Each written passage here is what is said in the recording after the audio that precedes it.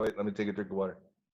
He's taking a drink of water, but it's too late because we're live, baby. Hey! And we're back. Welcome to some Kayfabe chats where me and a fellow buddy of mine talk about what else? The professional wrestling landscape. I am JPO, Jordan Pierce Owens, live in front of a green screen where there used to be fans. And my buddy Corey C4. Corey, how are you? I'm doing good, Jordan. It's always good to be here. Man, you're holding up in this time of no shows and no fun, but coughing. I coughed to the side there because there's nobody here. No, I'm doing good, man. I'm doing. It's not. I swear, it's not the Roni. I promise you. No, yeah, man. It's going okay. We're hanging in there. Nobody's sick, and you know, we're.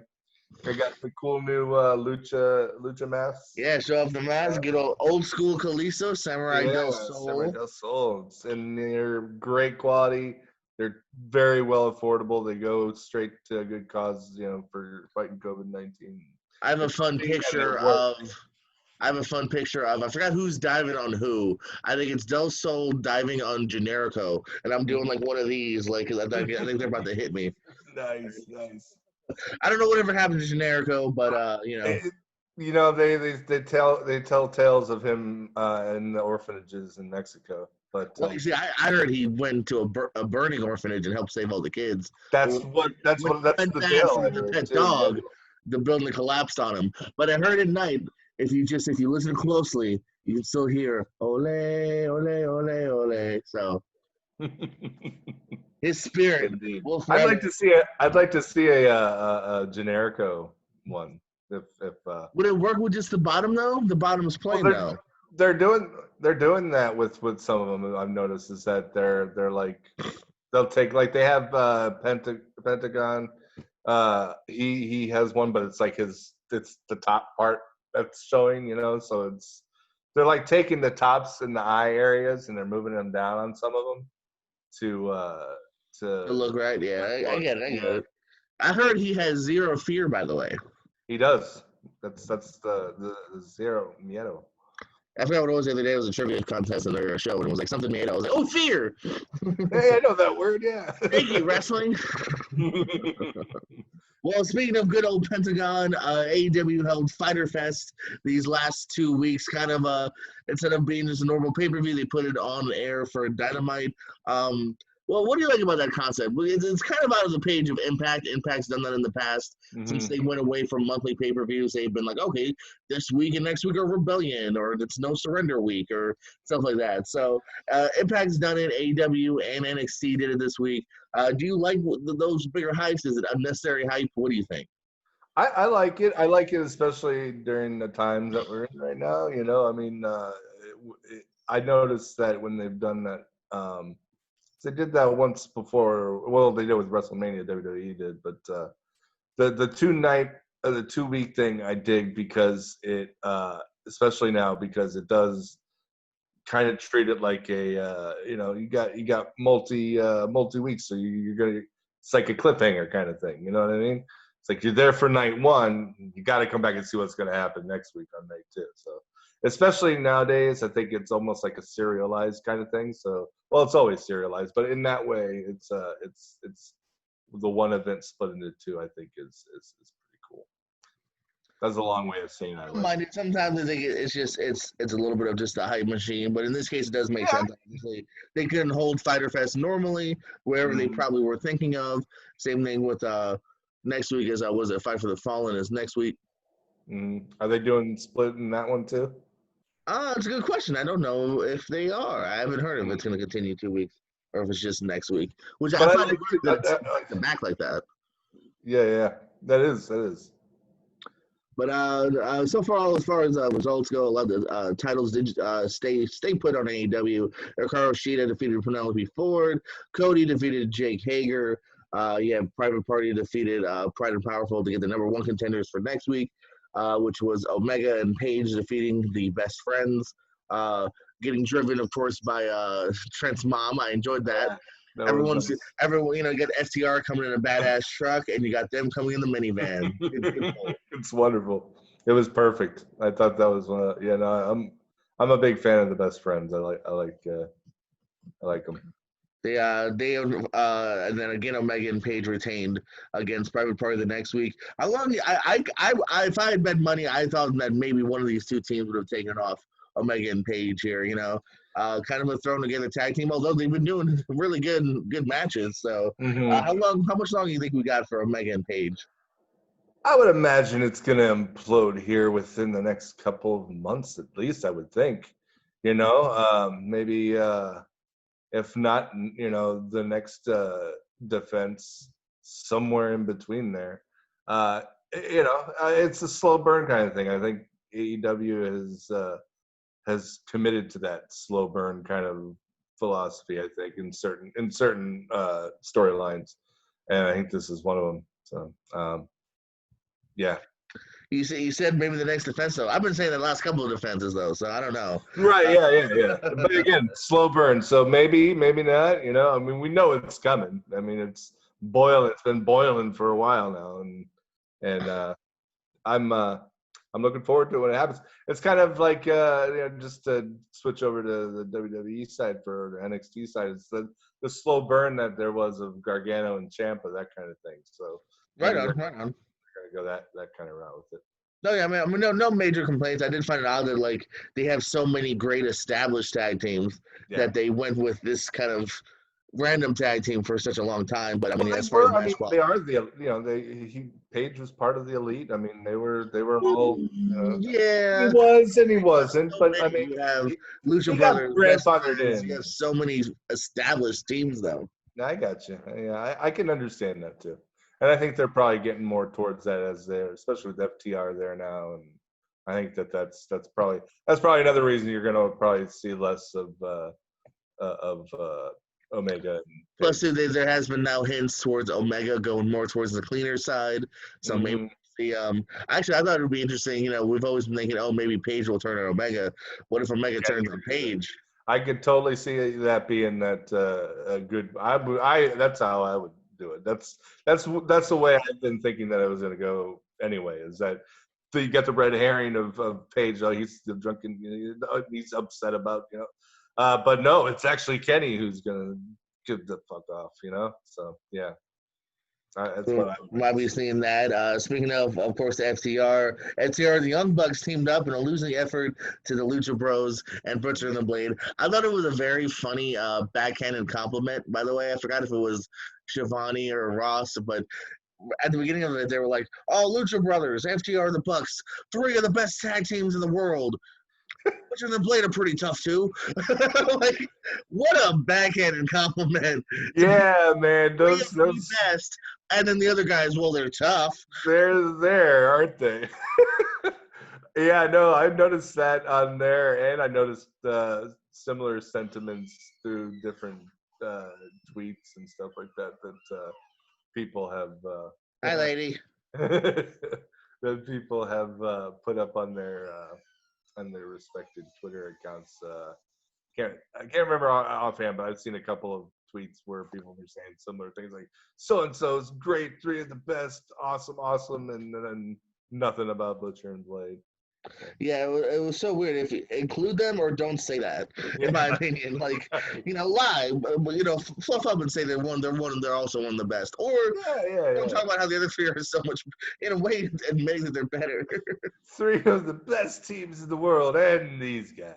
Yeah, it reminded me of the old Gilligan's Island intro where like they just skipped half the cast. And all the rest. Yeah, the Gilligan, the skipper too.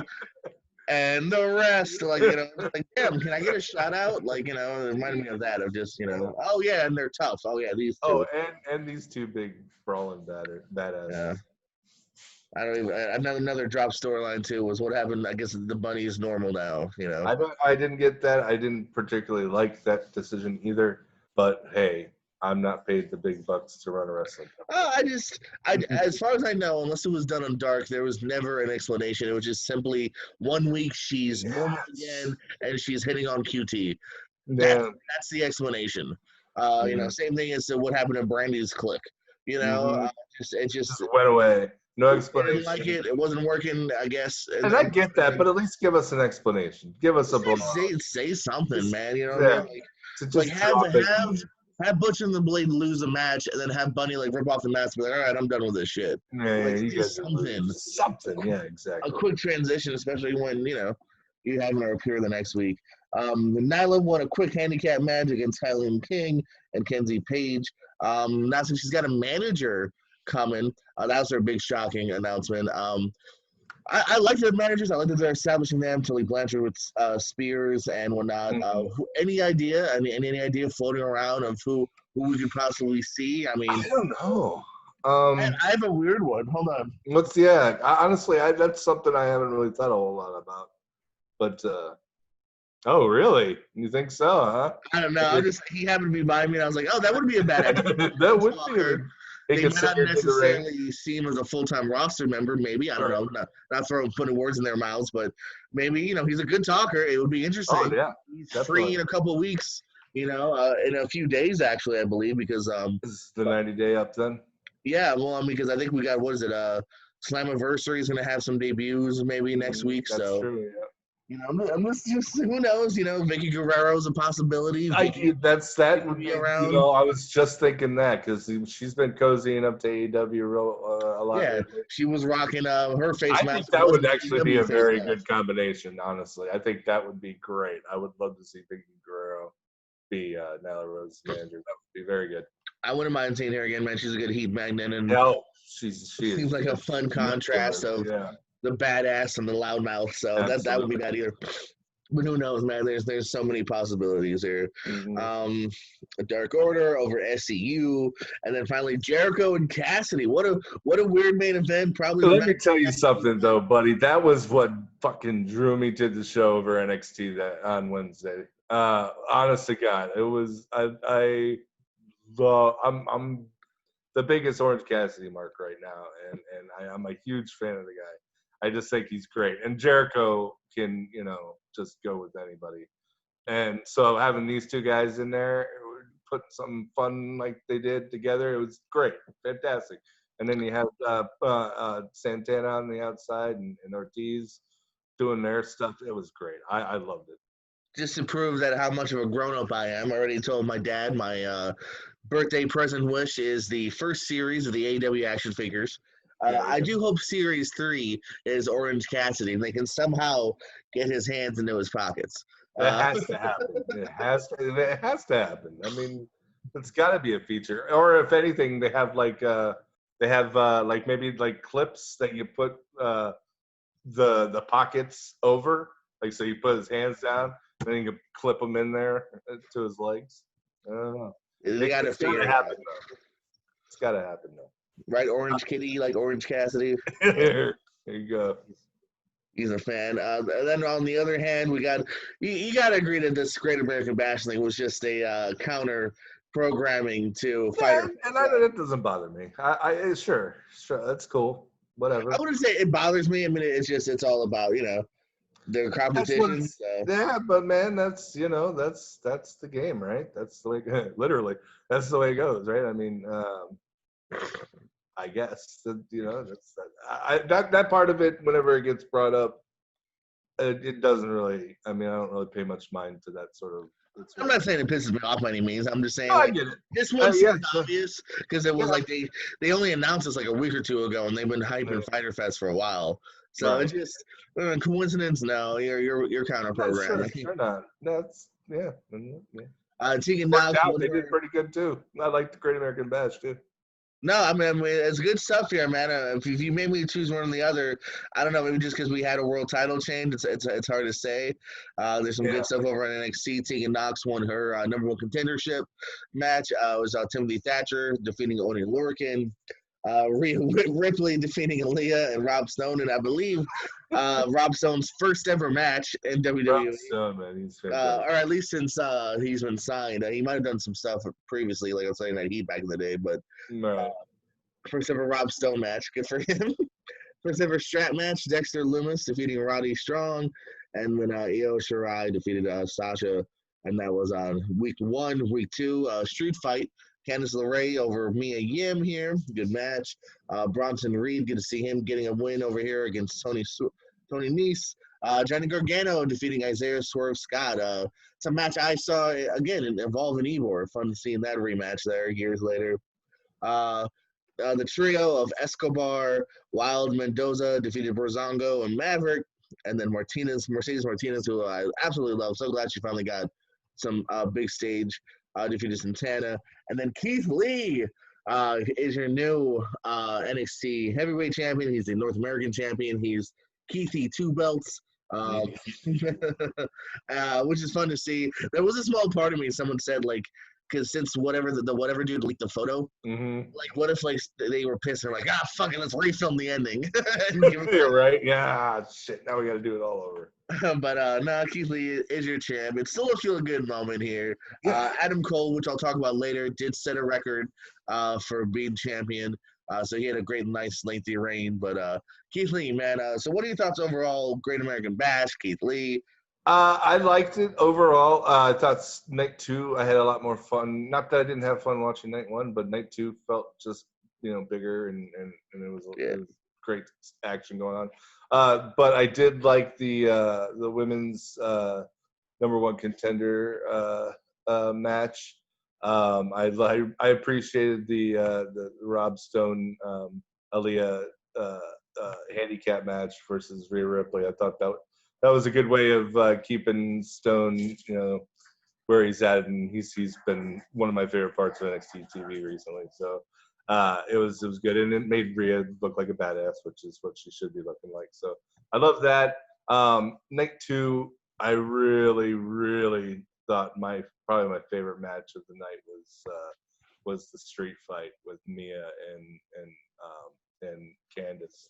Those two ladies beat the shit out of each other, and it was fantastic. And it was a perfect way to start out the night. They both looked great bookending booking here. You start off super hot and you end with a big super hot heavyweight title match with the title change. Yeah, great bookending booking. I loved it. Yeah, no, it was very good, very well done, and the whole, especially night 2, like I said, was just one after the other. It was great night, and I'm very happy for Keith Lee. That guy seems like he busts his ass all the time, and like I've never seen him not look like he's just busting his ass. And so you bust your ass, you hopefully get rewards, and certainly looks like Keithy two belts is busting his ass and getting the rewards. So right on. What would you like to see happen with the belts? Do you think they're gonna vacate the North American? Is he gonna try to defend them both like Becky did? I think that they should vacate the North American, because I think, as shown on the end of the show, Killer Cross seems to have his eyes, or Karrion Kross seems to have his eyes on Keith now. But of course, Ciampa, I mean, I'm sure he's got something going on when he comes back too. So I think that we'll probably see some sort of tournament. I would hope, because I would like to see the North American title keep, moving and not be. I mean, I like the idea and the novelty of Keith having both the titles for right now. It's cool and looks good, and getting 2 champs, 2 belts is always a fun image. And he deserves it for sure, because he's worked his ass off, like I said. But that title, I think, needs to continue with gaining its prestige, because I like it, and I think that a lot of people have already held it that are now becoming industry leaders. So keep the prestige going with that, and put it in a tournament. I'd like to see that happen with it. Yeah, I'm gonna agree with you here. I'm a big fan of spread the love, and Keith Lee, obviously I'm happy with him being our heavyweight champion, but you have so many talented people here. I mean, even just looking on these 2 nights here, I mean, Swerve, Loomis, I'm going to talk a little bit about, Damian Priest and Cameron Grimes. I mean, there's Bronson Reed. There's so many people that could use that shine, you know what I mean, here, and they have such a big roster. So, and at the same time, protect Lee. Like, you could have him work twice like Becky did, and sooner or later lose that title. You could definitely do that. That could definitely be a possibility, and you could go that route. But I just think that it would be he could also go the I'm an honorable champion route, and I'm going to relinquish this because I'm going to focus on the NXT championship and allow other people. They could do it a bunch of different ways. So, but I like the tournament idea. Tournaments. So I'm a tournament guy anyway. So I don't mind either. I am just a little because we did just finish the cruiserweight one, well,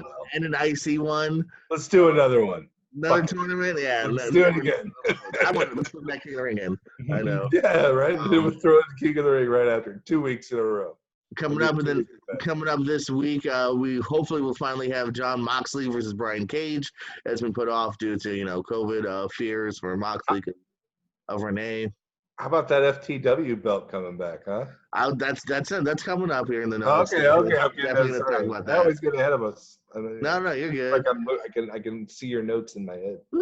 Yeah, it's actually the next note after the matches. Yeah, it is a star. Sonny Kiss will be going for that TNT Championship against Cody. Good seeing Kiss. I believe Kiss's first singles match on AEW Dynamite. On the main show, I think so. Which is very surprising because Kiss was like an OG signee. Like he goes back to he was one of the first. The original announcement gatherings, and whatnot before they even had events. And so obviously someone's always been high on him from the get-go, but I don't know. I don't know if it was, I don't want to put words in anyone's mouth, if it was TNT or just they always had him on the back burner, but cool to see that. Got something going with Janela. I did find it weird that they had the whole hype piece and then they lost their first tag match. That was kind of weeks ago. Yeah, that was weird. But I mean, hopefully they'll have a really good match with Cody, and who knows, maybe one day, or this day they pull the plug. I can see someone randomly finally defeating Cody out of nowhere here, but maybe a little too soon, but we'll see. I think maybe once they complete the belt, they'll probably maybe they'll go that route. You think they're gonna change champions just because the belt's not great? I don't know. Maybe Cody's like, man, I don't want anybody else to have to carry this burden right now. Let me carry the unfinished belt before anybody else. Let me ask you about this. One of the matches too that have been announced is the Elite Bucks and Omega will take on Jurassic Express. This is something AEW does a lot more than WWE when it comes to face-on-face matches. Right. Here. They do it a good amount. What's your opinion? Like, I think this match will be fun, but at the same time, sometimes I do find myself, like, for instance, Private Party versus Best Friends. Like, it's hard to root for one over the other, though. So I always feel like there's a little something missing. But what's your opinion on, like, same, face-face matches? Face-face matches. I think that somebody has to play the heel at least a little bit. I don't mind them if they're few and far between, because if you're watching people that you enjoy to watch legitimately and you can't choose between them, it gives a bit of a more drama. At least whenever I watch face matches, especially if they're good ones like that. The one that's coming up with the Elite and Jurassic Express, I was really pumped when I heard about that. So I'm excited to see that because I like all 6 of those guys, and I want to see what they can do with each other. So. And I don't know who I'd want to win. I like the Jurassic Express, and I like the Elite. So that adds a bit of drama to me. I do understand why it's difficult, though, especially when there's fans around, because you run the risk of, maybe turning a team heel that you had no intention of turning heel, or anything like that. But it's definitely risky, and it's not the norm for sure. But I don't mind it when it's done once in a while. But you're right, AEW does seem to do it a lot more than WWE. Yeah, it can work. You know what I mean? Like, good examples is like AJ and Finn. WWE, because people were like, "Oh, that's a unique match that I love to see." But at the same time, fast forward to WrestleMania, like AJ and Shinsuke just never got to the next level. Yeah. Because at the Mania time, we were just like, oh, we look kind of like them both, especially these tag matches, too. Yeah. I find it's just because you can't tell a real back-and-forth story to a degree. It's more move-based. And so still element, like, I don't know, I look forward to this because, I'm a fan of all 6 people. And I think it will be somebody's got to be more aggressive. And I think it's probably going to be the Elite who are probably more aggressive. Are they, though? In that match, that's the way I would do it. Yeah. I think that they would be the ones who would, unless you want to surprise it and like have you know, I mean, I guess Luchasaurus could be. Like, I mean, like Cody and Sonny is probably a good example. Like Cody would probably be a little more aggressive and maybe even try to pull some bullshit. You know what I mean? Like, and kind of tweeted that line of face and heel. So you don't think the Elite would do that in their match against? I just haven't seen him do it much. Like Cody's done it before, where he's kind of walked that line. But like you're saying, Kenny, maybe this will be part of like that what we were speaking on earlier with Kenny and Paige. This could be, we could see some seeds planted of Kenny being too aggressive, and you know, who knows? It's gonna be a good match to watch for sure. Yeah, man, this whole night looks pretty fun here. Of course, we're still not done. FTR against Lucha Bros. I mean, contrastive styles, but I think it's one of those contrasts that will work really well. Like this is almost a. I mean, I guess this is kind of a pay-per-view, but like this is a pay-per-view match for me. This is something that this is a big match feel. Yeah, a year or two ago, you know, you would never thought we would see. You know, so I'm looking for that. And then over on NXT, Io Shirai will take on Tegan Nox, who won that number one contendership, and Damian Priest will battle Cameron Grimes. I kind of love Cameron Grimes. What do you think of Cameron? I'm a fan of Cameron Grimes. Yes, I've liked Cameron since he's been showing up. He's been around. When did he show? What was his debut? That was like he was in a tournament, wasn't he? But that was no, it was I thought he was in a tournament. That was like last year sometime when he showed up. Oh, that breakout thing? That's what it was, the breakout tournament. Yeah. He impressed me from the start. I thought he was a great character, and the guy's freaking just you can't I can't take my eyes off him when he's on the screen because he's so interesting looking, and he can really kick ass in the ring. So I'm a fan, and I think it's good with him and Damian. It is now. Speaking of faces and heels, so Damian Priest just turned babyface then without explanation. That's where we're at with that then. Well, it's one of those classic. He turned face because the heel's being a dick to him, kind of thing. Where it's like he's kind of a face because the other guy's more of a heel. Gotcha. See, you could do that a little easier. You can get your cool heel over a little bit more by putting him with a shit, real shit heel. So, but I like Cameron Grimes. You mentioned before that, we got a new belt in AEW. Taz brought back the FTW Championship, awarded to Brian Cage as the new biggest badass in pro wrestling. I know at first, and a lot of people were wondering how this was possible. I mean, this was a championship from ECW. Right. Like, how the hell can this be? I guess the word is that it was never really owned by ECW. Right. It was Taz's belt, yeah. It was Taz's idea, creation for the storyline, originally with Shane Douglas about how he won't give him a title shot. And so Taz has always owned that copyright, that belt. He can make replicas of it and sell it if they want. It's created and owned by Taz. So it's something he's had kind of in his back pocket. And so, that's how it's allowed to be. So get a little bit of that ECW rub on AEW now. And kind of like the new $1 million championship. Always, right? Well, that's the way I always saw it as anyway, even back then, but it was the cool one because it was Taz, Yeah. I mean, it plays with it's that nostalgia teat that a lot of people like to go to, and it's fine, and I think it's cool. I dig it. It's a good thing to give Brian Cage a little more heat on him there, and so I digs it. And I've always been a Taz guy anyway. I digs it. I digs it, sir. It's kind of it's a little reminiscent of something I find fun on Impact is Moose has been claiming he's the TNA World Champion. I like that a lot too. I haven't watched a lot of TNA or Impact because I haven't had a chance to view it. But when I've been keeping it up, I love that belt. That's one of my favorite titles. Yeah, just he's defeated multiple guys, and like you'll see him in like interviews with like Matthews or whatever, and he's like, "What do you mean I defeated this guy?" The ring announcer said it was for the belt because he makes the ring announcer announce it, and it's they've been playing it off pretty well. Yeah, that's cool. I love that title. It's one of my favorite titles. So when they changed it over to Impact and they had the new belts, I was a little bummed because that TNA World Championship was it was pretty. It's a beautiful title. Pretty tattle, pretty tattle. Yes. So Kyrie Sane has just recently returned, but a lot of people are wondering for how long, because supposedly her contract will end soon. Supposedly WWE is trying to send that Brinks truck back up to her house and trying to get her to stay. But there's rumors that maybe she just wants to go home, man. Are you a fan of Kyrie Sane? Where do you hope she lands? I do like Kyrie Sane. Yeah, I think Kyrie is versatile, and I think she plays a great heel because she's got that weird. I don't know. I don't know. I just like how she gets the evilness and the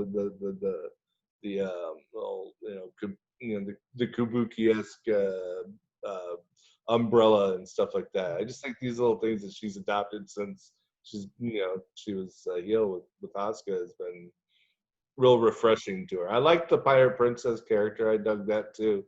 But I dig this. I dig heel Kyrie, and I think that's something that should she leave, that she could cultivate a little more back in Japan or wherever she would end up. I hope she doesn't leave because I like her and Asuka together, but they seem to be focusing on Asuka, with the women's title at the moment. And so I'd imagine it would be easy to get lost in the shuffle. So I'm sure that's something she's considering right now. But I'm sure wherever she ends up, she'll be front and center like she should be. I've always thought she was that elbow, man, that insane elbow. Is talk about pretty. That's a hell of an elbow. I like that one. Yeah, man. We never know. It's always hard to predict, what's in people's minds because you look at kind of what reminds me of this is Hideo Itami from a couple years ago, where it just seemed like, hey, man, I've never really been pushed here. I kind of miss my food and my homeland. Like, I'm kind of done.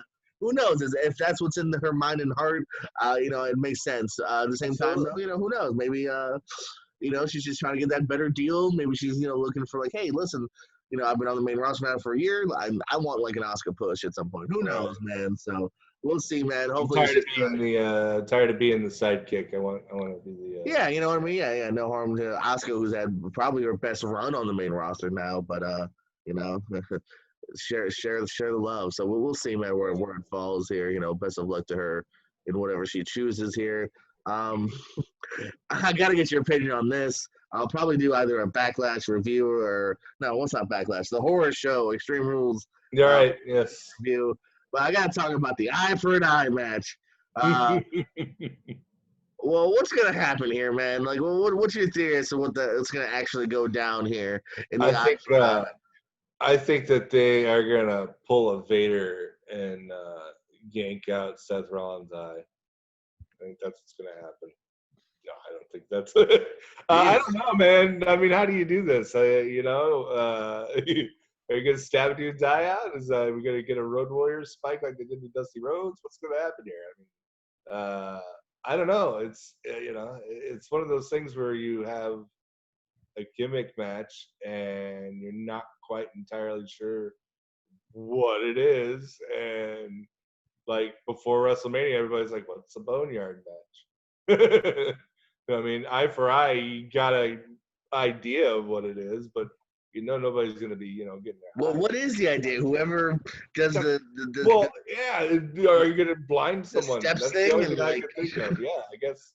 I Which could also be potential murder, like right? Yeah, you're maiming someone for God's sakes. This is like, but I don't know, man. It certainly sounds good on paper.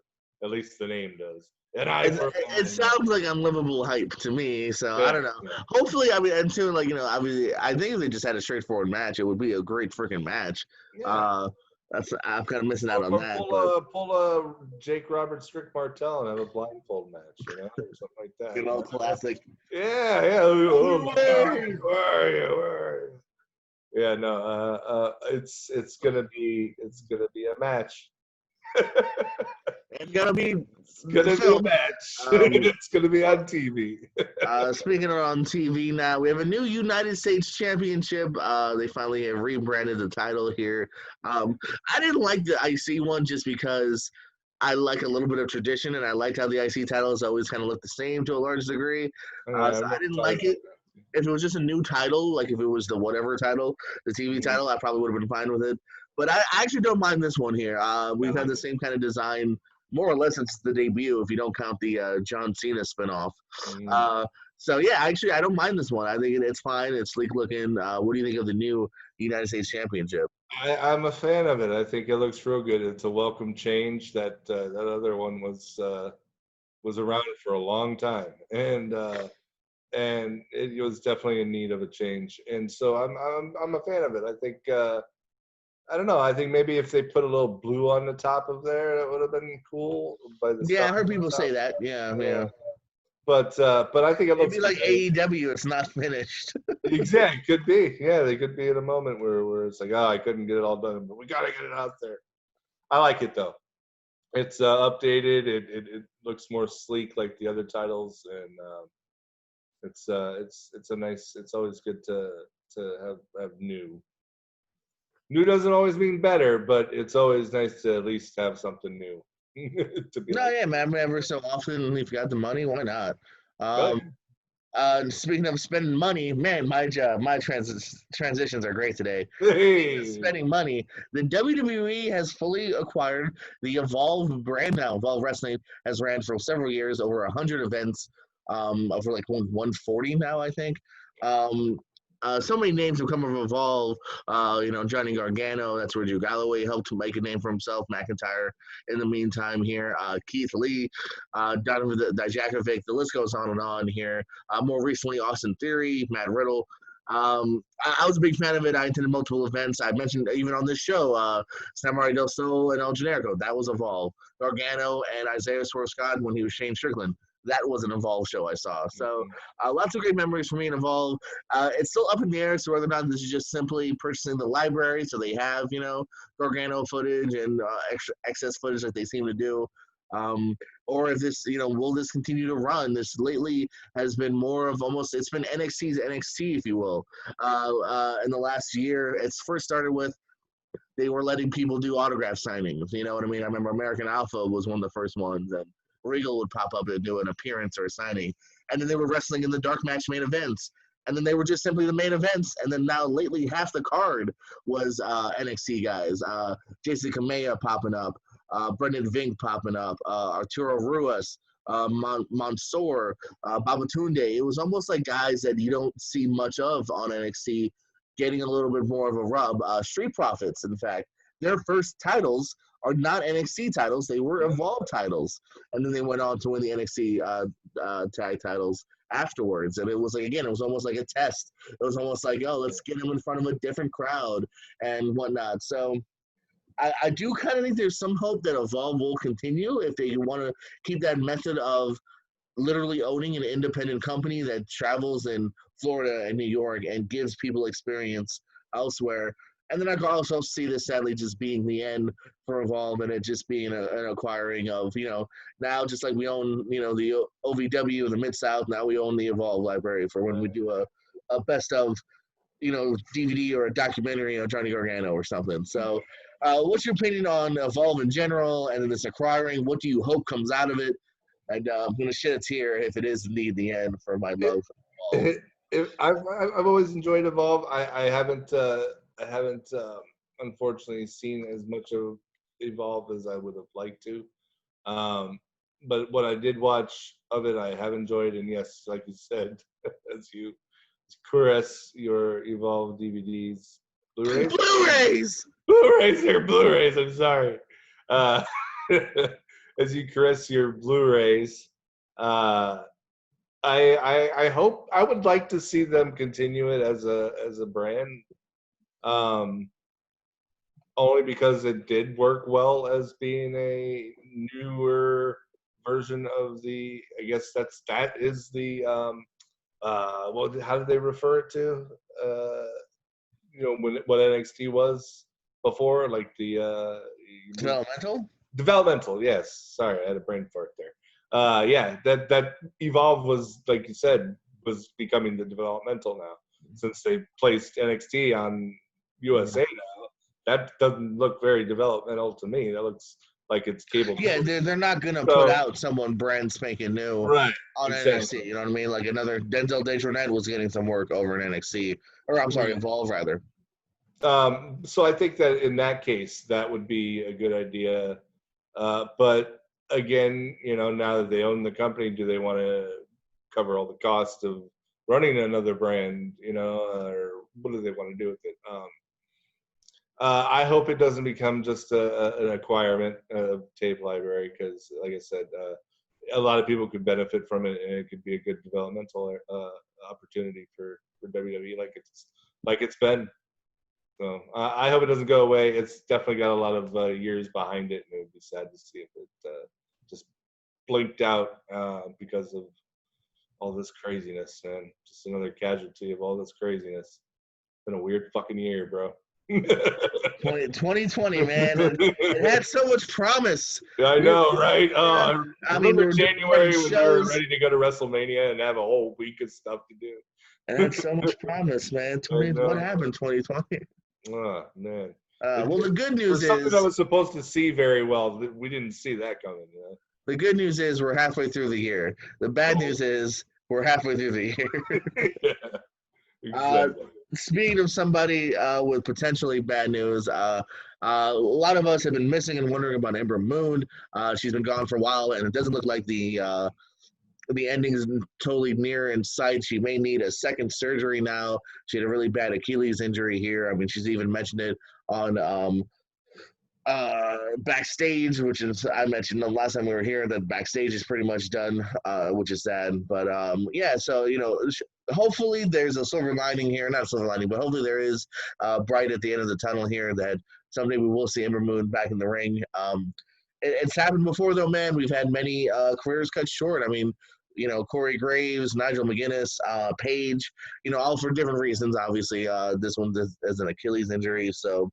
It's a devastating injury. I mean, it's taken. Yeah, I mean, and it's a tough one, especially you know for any athlete, let alone a pro wrestler. This is a tough one, man. And you know, I hope it's not the last because you know I met her a little bit right before she got signed, and then just you know really coming to her own as a character as well in NXT, and she was another one that didn't have I think.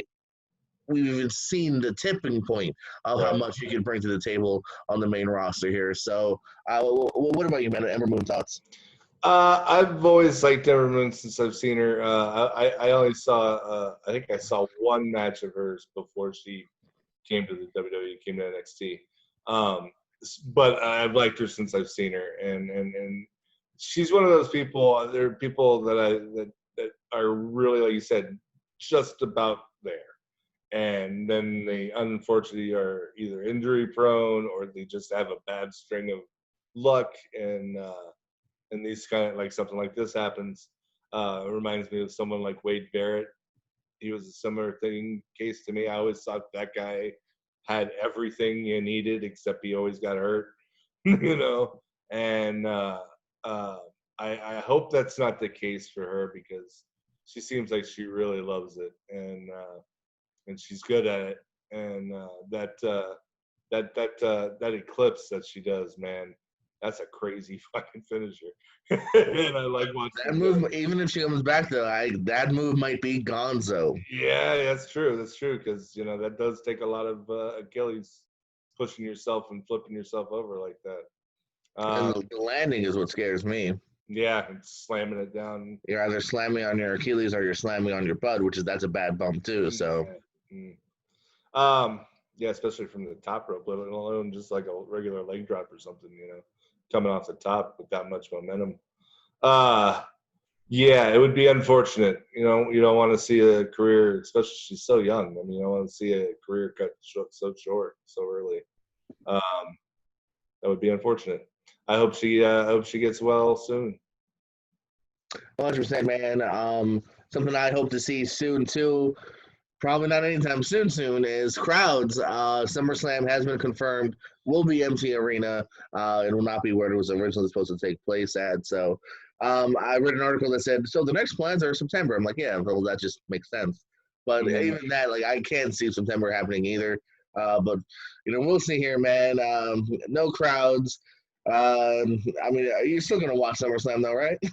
Yeah, no, I'm still gonna do it. I took a little bit off, honestly, for the last few months, just to kind of reset myself, because it was such a shock to go from no crowd to, or from regular crowds like the one behind you, and to having to having zero people there, and even with the crowd that they. Let me ask you this real quick. I'm gonna veer off just a little bit. Similar topic. The crowd thing. I noticed by watching AEW, and it might just be where they're doing it. The sound of the crowd and the sound of where they're at sounds more like it's I don't know, more like it's is it the opening of it? That's the openness of the arena that they're in for AEW that makes it sound like it's bigger, or that it sounds like it's for This some week reason in particular, because I know that it's been rumored, especially for the Edge and Orton match, that they they piped piped in in some crowd stuff. noise. Yeah, yeah. This I week on noticed that too. AEW, it very much seemed. I felt like to me it was piped in too. It felt way louder than, especially that Jericho Orange match. Yeah, That didn't seem organic. If it did, like you right. said, maybe it's the acoustic somehow, or Yeah, maybe yeah. they have Because mics in the crowd and then they're raising. Because there's also ways too of just raising that volume up. From right, where from if we're recording at a 10, but we're playing it at a 20, or yeah. however you want to put it. I So got yeah, you. it felt a little off to me based on how many people are actually there. So yeah, I don't know. They're I playing just wondered crowds. if it was like the acoustics of how open the space was versus a studio, basically. Usually that would hurt though. If it was a lower roof, usually would help, not a Right, higher roof. right. Because the same thing with stand-up comedy. Like people always say, like people love that the cellar in New York because it's a low roof. If you have a high roof, the laughs kind of escape Right, because that's true. That's there's the true. same thing with, I would imagine, crowd noise. And yeah, in fact, if you ever hear like Jericho talk about like Mania, he says like it's funny because people think Mania sounds the loudest, but because it's a football stadium, the Yeah, it's noise just goes all. out a little bit versus a smaller arena where the noise is sunken in. So Yeah, yeah, yeah, that there's makes something to sense. it. Yeah, there's got to be some sort of mic thing then. I just noticed that though it sounded louder on AEW than it did on NXT, um, or any of WWE's productions right now. But what was the initial talk about? I veered off Oh, into the just weeds, and no then no crowds, and then we're going to yeah. for Oh sure yeah, I'm Mania. still Or gonna sorry, be watching it. Like I said, SummerSlam. I took a couple months off, quite frankly, just to reset myself. Like I said before on the show, I've kept track of things, through the internet. But now I've gotten myself back in the game. I'm getting ready to go full force on watching everything again. So I'm getting. I think by SummerSlam, I think it should be full force of my interest is back again, because now I know what to expect, and it was just such a shock from like everything during this whole coronavirus era. It just was such a shock, and it just blew me away, and I had to. Okay, hold the fuck on for a second. I gotta process all this shit real quick, and then I'll come back. Yeah, that was my own way of it. But I'm glad I'm watching it again because I missed Well, it. let's end on a high note. Yeah. And this story originally started out actually as a sad note for me, but it ends up on a high note. A couple weeks ago, it was announced that Sarah Logan, who was recently released from the WWE, looks like she was leaving wrestling in general. She was talking about how she was interested in MMA or just other endeavors. So that was a little bit of a bummer because I think she's a very talented wrestler, formerly Crazy Mary Dobson. But hey, whatever brings you happiness. Well, speaking of happiness, looks like MMA's going to be put on hold for a little while because her and Eric from Viking Raiders, aka Ray Rowe, announced they are pregnant. Hey. So good news to them. Got a Absolutely. picture here. There's the happy couple. There's a video too online Hey, all on right. YouTube of them showing the pregnancy test. And Positive. Good for them. That's of always good. course, if you Just haven't like the seen, baby bug is going around, first Becky and now hey Sarah. man, when you're home alone all day and Right? nothing to do, That's true. That's true. You It know. makes sense that people be getting pregnant. Why we can't go out? All right. Yeah. Well, I guess Well, we might as well fuck, I guess. well, way to make it vulgar. Now I can't get monetized on YouTube. You told me that we could cuss, I know. and I've been cussing. I was just fucking kidding. If you haven't seen their wedding video too on YouTube, it's very sweet. They have a Viking wedding. That is something that they're legit into in real life. So, yeah, congrats to them. Some good news for them, especially in a time of maybe being bummed out that her WWE stuff seems to be done. So, silver lining, as I always love to see and hear. And speaking of pregnant, Corey, you're the daddy. I'm the mommy now. Oh my God. You got anything to bring to the table? Any questions, queries, comments? I wanted to talk real quick. No. Something that I noticed that I thought would be interesting is that given all of the talent that each brand that is putting on shows have, the amount they are all on fire, just like that. What do you think of trios? Like trios, like it's trios division in either AEW or WWE, things like that. Since there's so many people right now that are not really doing anything, and it's such a weird moment, and you want to get some more people on, and maybe get some more people out there and get some more people on TV. Just in general, what do you think of trios, a trios division to begin with? I'm a little torn on that because I've thought about that before because I feel like AEW is not that far from it. If you look even, like I said, on Wednesday, we got trios of the Elite versus Jurassic Express, and then you also have SCU. There's a trio. Mm-hmm. You can have, we had from this past week, 3 members of the Dark Order. There's a trio. So at the same time, though, I just don't know. Like if you look at Ring of Honor that has introduced a trios title, sometimes they get lost in the shuffle. And you only have 2 hours of TV, and I don't know. Is there always time for them? I love trios matches. Again, on NXT, we saw the new Escobar stable. That's what I was thinking. That's what got me thinking about it too, because you get them all 3 out there, and they're calling. They're not even. You're referring to them as a unit. So, and then you got like Undisputed Era, and you have on the main roster the New Day. Well, when Woods is not dealing with Achilles injuries, but I just think that I don't know. I like the idea of it anyway. Like you were saying, I like trios matches. So yeah, I definitely don't mind seeing more of the matches. And if they did it, I wouldn't hate it. It's a matter of I don't know. Time to do it. Yeah. Do you need another title here? Because and that's always a question too. Yeah, another title. For AEW and for even just in general, like even when I fantasy book or do real booking, I like 4 titles here. Main title, mid card, not to call it a mid card, but the secondary title, women's and tag. Like I don't know if you need much else. WWE, I think it's just too much more of I guess, but like an AEW cruiserweight wouldn't make sense, so. I don't know, man. I wouldn't be against it if I did see it because, like I said, you just mentioned, and I mentioned, a lot of different trios, and you could make more if you wanted to have some fun faction warfare going on here.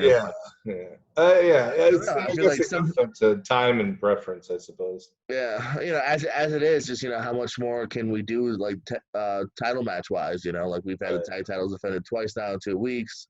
The women's titles defended once. But I also think that if we're splitting things up like they're doing right now, splitting events up, you got 1 2-hour show this week, and then you have the next 2-hour show next week as an event.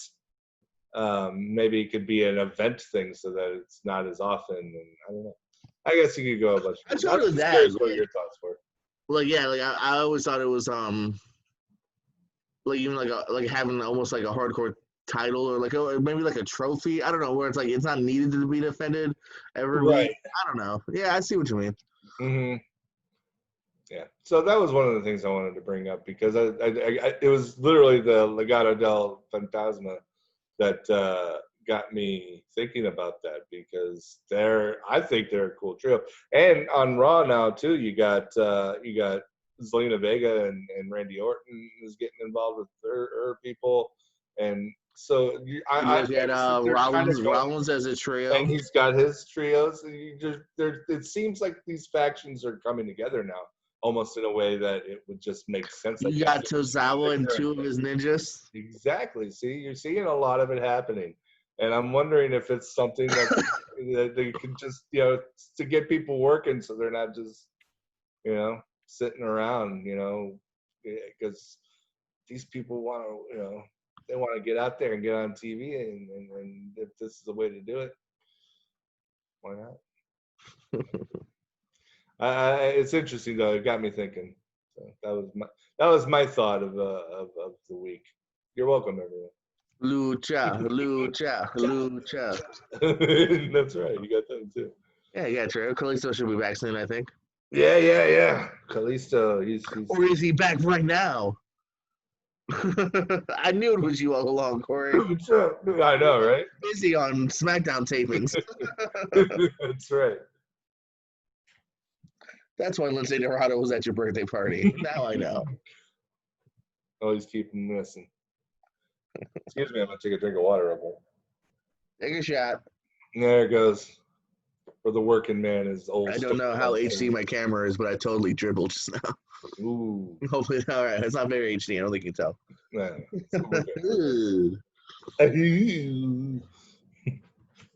Yeah, man. So other than that, there's all that craziness that was going on. I know you did a full show about all the speaking out stuff. I did a podcast about that as well.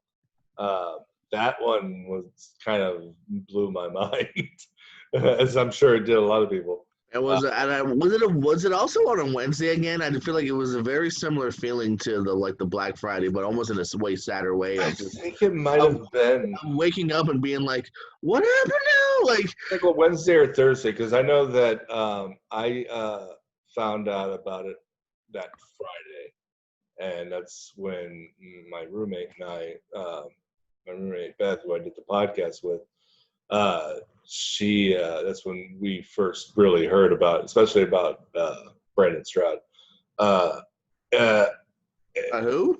Brandon Stroud. That's who we did the podcast about. He was one of the names implicated in speaking out.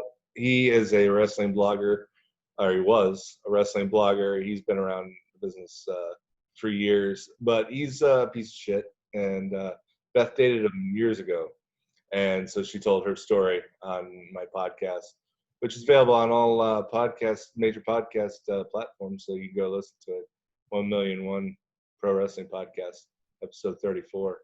But it really kind of exposed a pattern of behavior for him, and then a lot of other unfortunate young women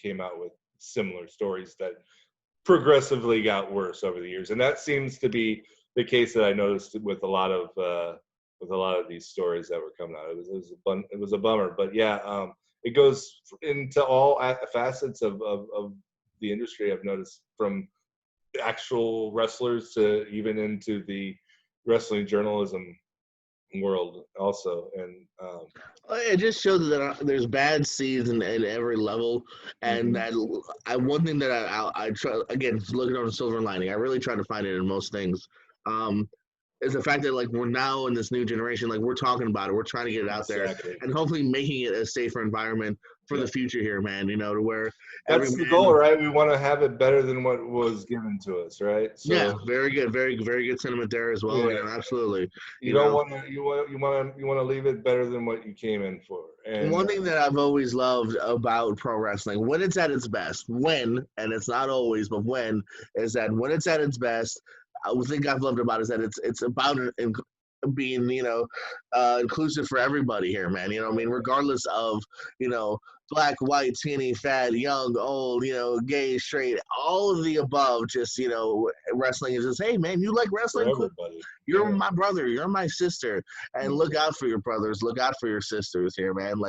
no one should go to a wrestling show, a locker room, whether you're a fan, whether you're a wrestler, a photographer, referee, et cetera, et cetera, et cetera, and like be worried about like, oh, what if I'm in this room with this one person, or just feel safe. Wrestling should be about fun. It should be about putting on the best show and having the best time. And like one thing that I've always loved about RPW is whenever someone says, "Oh, I have fun just being at the shows with the people," and I hope that just continues for everyone out there. You guys, Real Pro have really cultivated a really good environment in your locker rooms, and that's from being around other good locker rooms, man. Like I said, you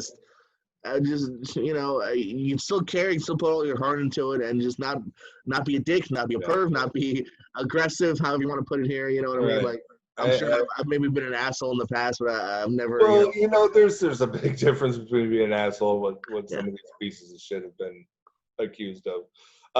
But I definitely think that, like you said, the silver lining through it is that it is being talked about and it isn't being tolerated at all anymore. And it won't ever be again. Out there. So big. It took a lot of bad things happening, but silver lining. Big respect to anyone that was brave enough to share a story. There's stuff that came out here, locally in Florida.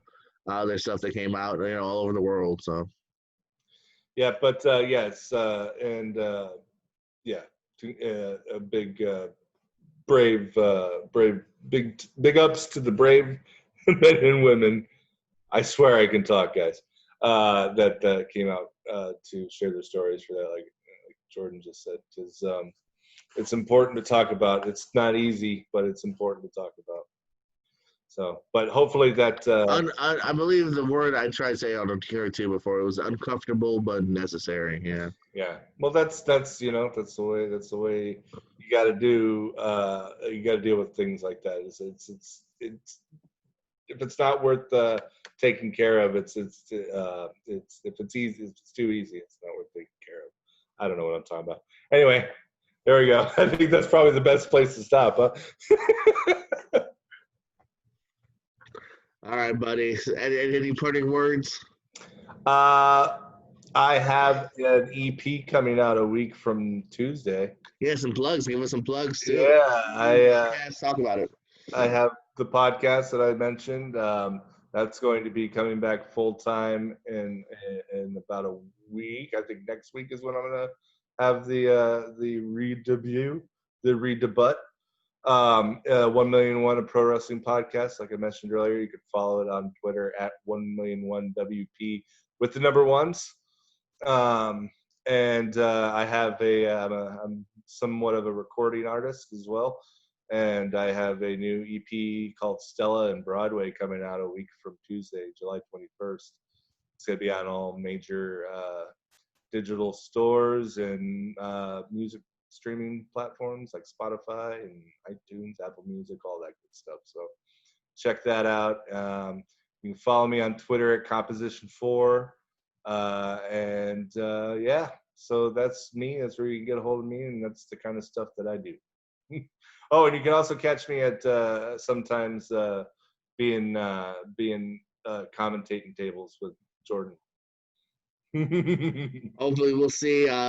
Maybe August 8th if things don't get worse. But I'm doing this for us, but I make no promises. I have hopes and dreams.